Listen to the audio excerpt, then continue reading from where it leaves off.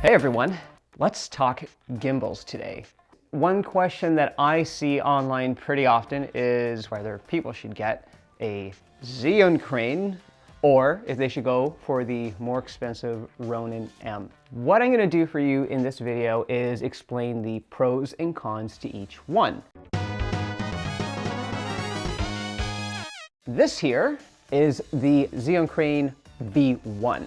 There's a V2, there's a Crane 2, as if the naming convention couldn't get any more confusing, but this is the V1. The Zhiyun Crane is, as you can see, quite small and portable, which means that you can carry it around all day. And it's also more discreet, which means that if you're out in public filming, people aren't going to give you weird looks for carrying this around as opposed to that bigger monster. It's a lot less expensive than the DJI Ronin-M.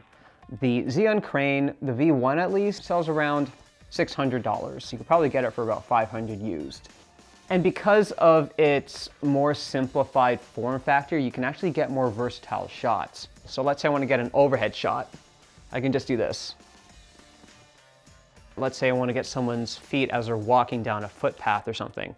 I can hold the joystick to put it into neutral, hold this guy upside down, press the joystick one more time, and there you go. I can get like this nice lateral moving walking shot.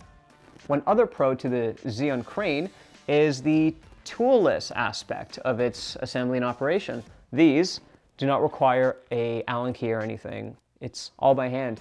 I like that. It's better suited for a one-man operation or one-person operation. One thing that you get with the Zhiyun Crane that you do not get with the Ronin is this carrying case. Kind of like Pulp Fiction where it glows. Oh, bad Pulp Fiction joke, I'm sorry. But you get a case though. The foam is kind of okayish quality, but it does the job and it protects the gimbal. That makes it really handy. One thing that people have said about the Crane over the Ronin is that this is so much easier to tune, but is it really? Let's just tune this guy real time now.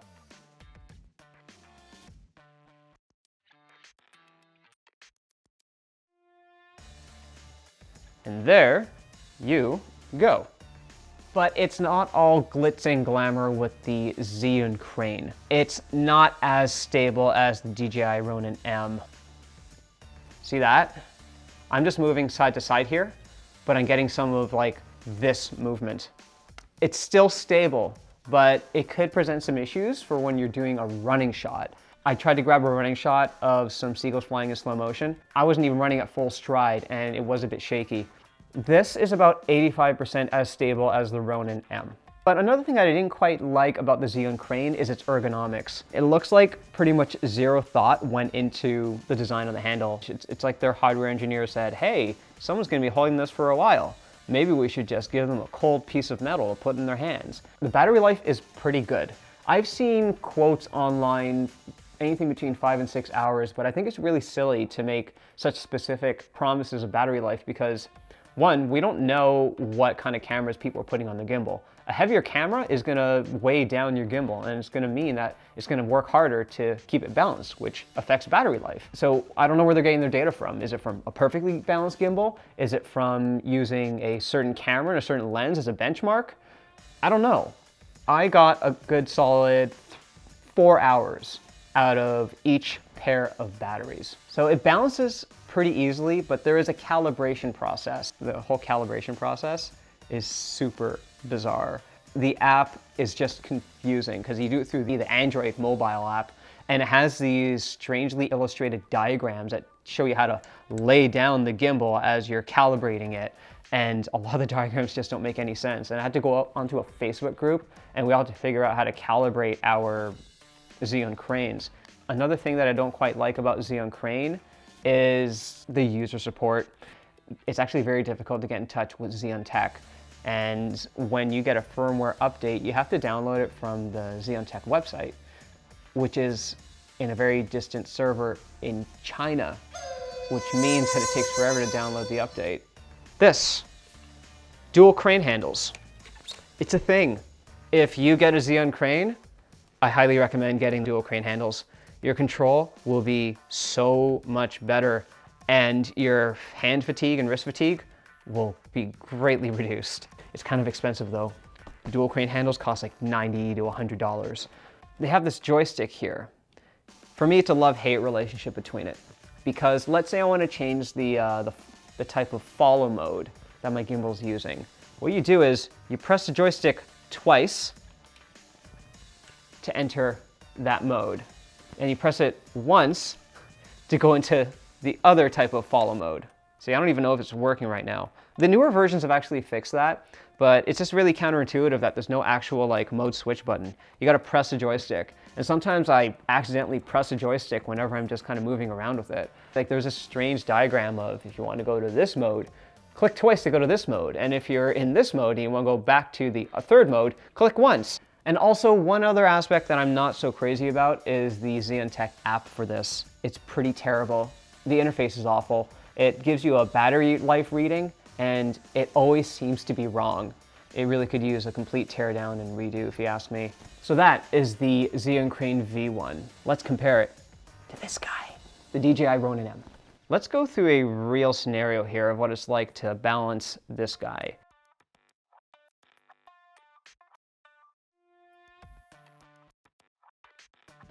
And here it is, Ronin-M. The one thing that I like right off the bat, it's more stable. Remember how I showed you in the previous part of this video, when you kind of tilt the roll axis, you get a lot of funny movement out of the gimbal. This one still has some movement, but it's not as bad, which means that if you're running with it, you're gonna get more stable footage. Another thing I like about the Ronin-M is that the battery life is so much better. The Zhiyun Crane has pretty good battery life, don't get me wrong, especially given how small it is and how small the batteries are. But the batteries for the DJI Ronin has been like a super champ in all shoots that I've ever used it on. Also, one thing I like about the Ronin-M is its stronger motors. The Crane struggles with my GH5. It does fine with my A6500, but if you put a GH5 on it, it struggles. But with the Ronin, I put the GH5 on it, no problem. And another thing I like is the build quality on the Ronin-M. I mean, the Crane's not bad, but the Ronin-M does seem to have slightly better build quality. Has rubberized handles, but everything else, it just feels so much better on the Ronin-M. But let's talk about the things that I don't quite like about the Ronin-M. It's more expensive. This came to about $1,500 for me after taxes in Canadian, and the Zhiyun Crane is about $600 to $700. Also, the Ronin-M isn't as friendly as a one-person operation device as the Zhiyun Crane is. If I want to, say, do a controlled tilt upward or tilt downward, I'll have to use this remote. Here, let's do it here. Test. Woo. There you go. With the Zhiyun Crane, you could have done that on your own using that singular thumb joystick. But with this, you need a second operator, or you need to set it down on its stand, make your adjustment, and then pick it back up. It's heavier. I mean, not only is its actual weight heavier, but look at how it has to be held. You're holding your arms up at this lateral position. You're gonna sweat. To me, it's worth the footage because it's so much smoother. But just bear that in mind. It is not a day-long shooter. You set it down, you tune it, and then when the time's right, you get your shot.